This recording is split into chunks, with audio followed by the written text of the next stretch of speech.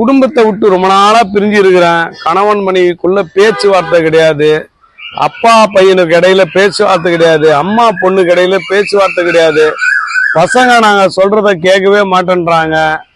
இப்படி தன்னுடைய பேச்சுக்கு வசியமாவாதவர்களை வசியப்படுத்துறது.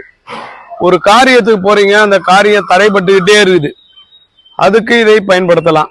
ஒரு வேலைக்கு ட்ரை பண்றீங்க, வேலையே கிடைக்கல அப்படின்னால இதை ட்ரை பண்ணா வேலை கிடைக்க வாய்ப்பு உண்டு. இது பேரே ராஜவசியமை. இதுல ஒரு நூல் சுத்தி வச்சிருப்போம், அதான் பவரே.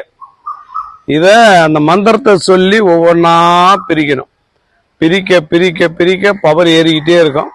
ஒரு நாளைக்கு 27 முறை மந்திரம் சொல்லணும். அப்பதான் இந்த பொருள் உருவேறும். உருவேறதுனா ஒரு பொருளை வச்சுட்டு அதை பார்த்து மந்திரம் சொல்லிக்கிட்டே இருந்தீங்கன்னா உருவேற ஆரம்பிக்கும். இப்போ கோயில்ல சிலை இருக்குது. சிலைக்கு டெய்லி மந்திரம் சொல்லிக்கிட்டே இருந்தாதான் அந்த கல் சிலை சக்தி பெறும், உயிர் பெறும்.